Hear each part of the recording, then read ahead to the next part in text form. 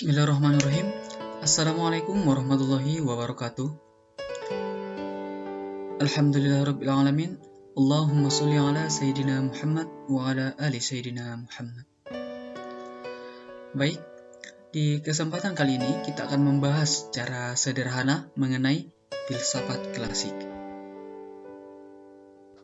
Baik, sebelum kita beranjak lebih jauh, kita akan membahas tentang transformasi filsafat.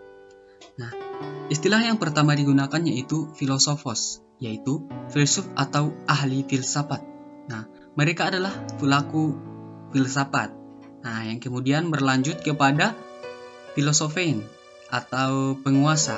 Nah, di sini yaitu kegiatan berfilsafat atau kegiatan bersifat berfilsafat yang dilakukan oleh para pelaku filsafat atau ahli filsafat tersebut.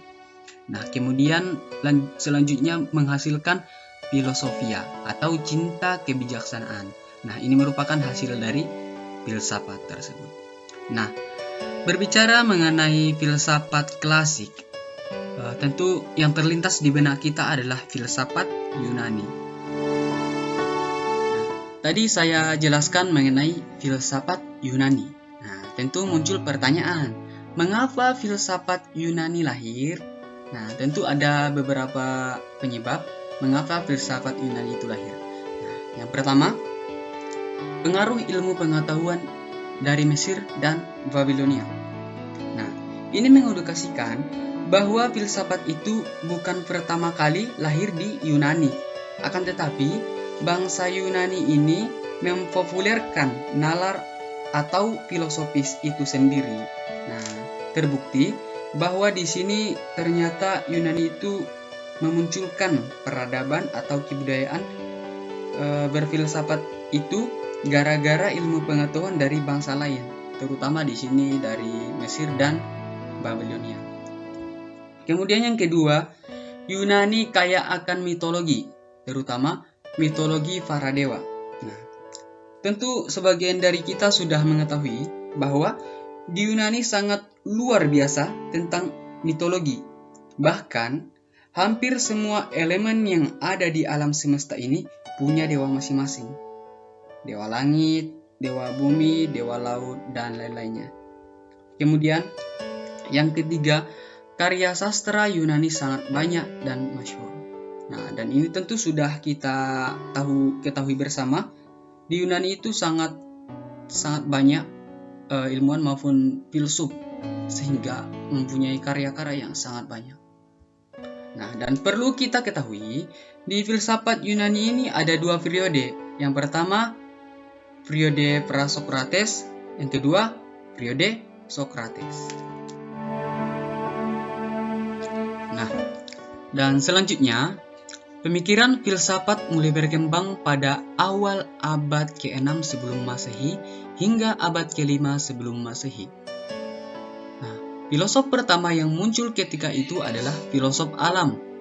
Nah, kenapa disebut filosof alam? Nah, disebut filosof alam karena studi filsafat mereka membahas tentang apa unsur utama yang menyusun alam semesta. Sehingga ciri pemikiran filosof di zaman ini disebut kosmosentris. Nah, ada 3 filsuf di zaman tersebut, yaitu Thales, Anaximandos, dan Anaximenes. Tadi saya sudah menjelaskan bahwa di filsafat Yunani ini ada 2 periode, filsafat pra-Sokrates dan filsafat Sokrates. Mungkin ada sebagian teman-teman yang menanyakan kenapa nama Sokrates ini yang disebutkan. Nah, ini dikarenakan karena Sokrates itu dikenal sebagai bapak filosofis. Nah, terutama yang membuat Yunani itu dikenal gara-gara budaya filsafatnya.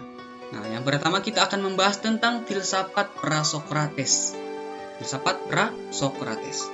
Nah, periode filsafat pra-Sokrates ini mengacu pada filsuf Yunani yang aktif sebelum Sokrates atau orang-orang di zaman Sokrates yang menguraikan pengetahuan tentang alam semesta. Tadi saya sudah menjelaskan bahwa ada 3 filsuf. Yang pertama itu Thales. Bisa kita lihat di sini wajah dari Thales. Nah, Thales dikenal sebagai bapak filsafat Yunani karena ia diklaim sebagai seorang filsuf yang pertama. Nah, inti ajaran Thales adalah air. Nah, karena Thales berargumen bahwa semuanya itu bersumber atau sangat bergantung dengan air. Nah, yang kemudian Anaximandros. Nah, menurut Anaximandros, sebelumnya perlu kita ketahui bahwa Anaximandros ini merupakan murid dari Thales. Akan tetapi, walaupun mereka guru dengan murid, ajarannya berbeda. Nah, menurut Anaximandros, asal muasal alam bukan dari air, beda dengan Thales, melainkan dari Apeiron. Nah, Apeiron sendiri merupakan zat yang tiada batas atau unlimited dan tidak berbentuk, tak ada kemiripan dengan apapun. Nah, Apeiron ini memuat sifat keilahian atau abadi. Nah, kemudian yang ketiga yaitu Anaximenes. Nah, perlu kita ketahui, Anaximenes ini juga merupakan murid dari Anaximandros. Dengan artian, mereka bertiga ini adalah guru dengan murid-muridnya. Nah, tadi saya jelaskan bahwa si Anaximandros tidak sependapat dengan Thales. Akan tetapi, si Anaximenes ini sependapat dengan Anaximandros. Nah, Anaximenes menyimpulkan asal segala sesuatu adalah udara. Udara dapat memadat dan meregang. Memadat terus hingga menjadi air dan meregang hingga menjadi api. Setelah filosof alam, lahirlah filosof yang membahas tentang ilmu pasti dan metafisika seperti Pitagoras, Heraklitos, Demokritos, dan Parmenides. Nah, di sini sudah jelas bahwa wajah-wajah dari Pitagoras maupun Heraklitos sudah tercantum di sini. Dapat kita lihat dari keempat filsuf di zaman ini. Tadi ada 4 ya. Nah, yang pertama yaitu Pitagoras. Nah, ia merupakan filosof dari Italia Selatan. Nah, ia menyimpulkan bahwa segala sesuatu yang ada dapat diterangkan dengan dasar bilangan-bilangan. Nah, ini menurut si Pitagoras. Kemudian yang kedua menurut Heraklitos. Nah, Heraklitos merupakan filosof dari Efesos. Ia menyimpulkan bahwa segala sesuatu di dunia ilmiah tak akan ada yang tetap. Artinya akan hancur dan akan musnah. Nah, kemudian yang ketiga yaitu Parmenides. Nah, ia merupakan filsuf dari Elea dan filsuf pertama yang mempraktekkan metafisika. Nah, menurutnya yang ada adalah ada dan yang tidak ada adalah tidak ada. Mungkin sebagian dari kita sudah pernah mendengar metafisika atau bahkan sudah tahu apa itu metafisika. Nah, inilah yang pertama mempraktekkan, yaitu si Parmenides. Nah, kemudian yang terakhir yaitu Demokritos. Nah, Demokritos adalah filsuf aliran Otonisme. Ia menyimpulkan bahwa segala sesuatu yang ada terdiri dari bagian kecil yang tidak dapat dibagi lagi atau atom. Kemudian, atom bergerak dan membentuk realitas yang tampak dengan indera. Nah, ini dia menyimpulkan bahwa segala sesuatu yang terdiri dari bagian-bagian yang kecil itu tidak dapat dibagi lagi. Nah, gitu. Tadi kita sudah membahas tentang periode pra-Sokrates. Nah, dan selanjutnya kita akan membahas periode Sokrates.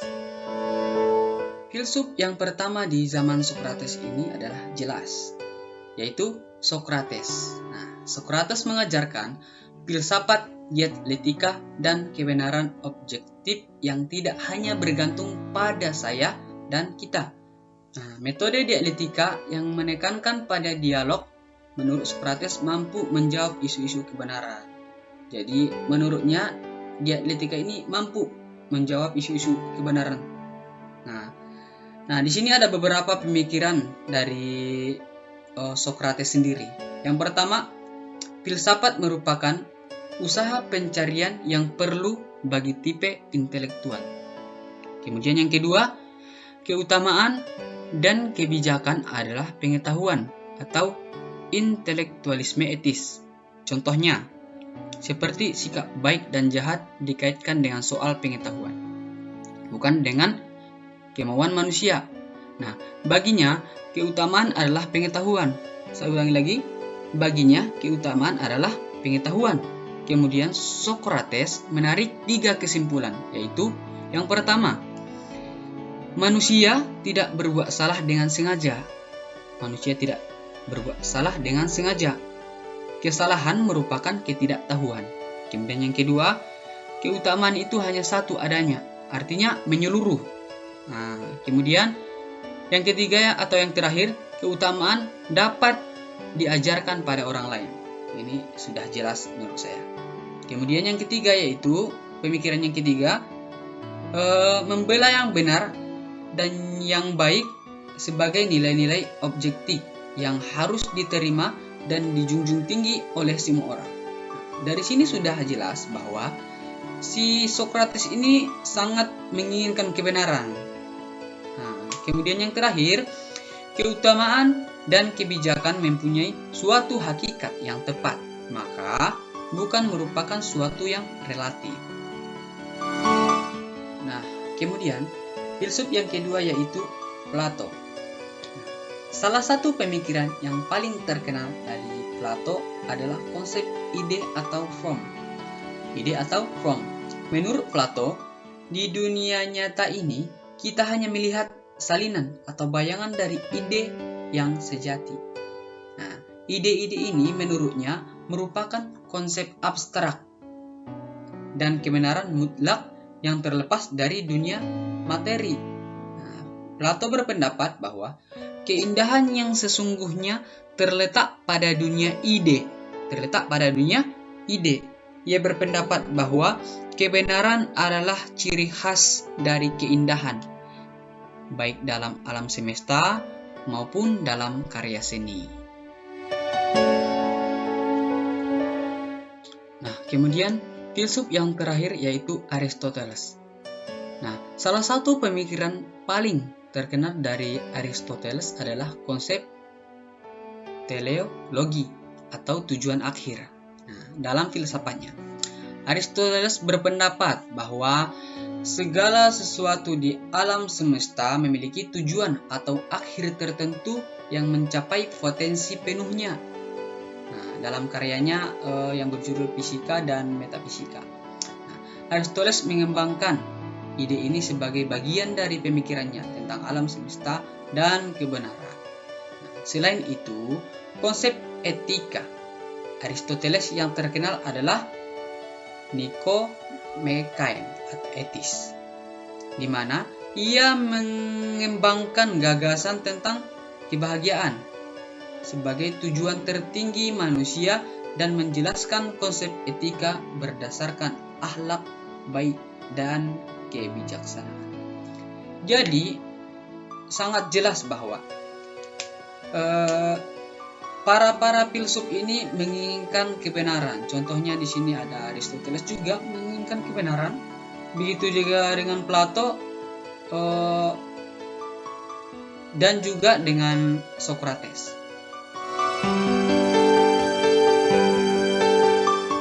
Sekian dulu pembahasan kita mengenai filsafat klasik ini.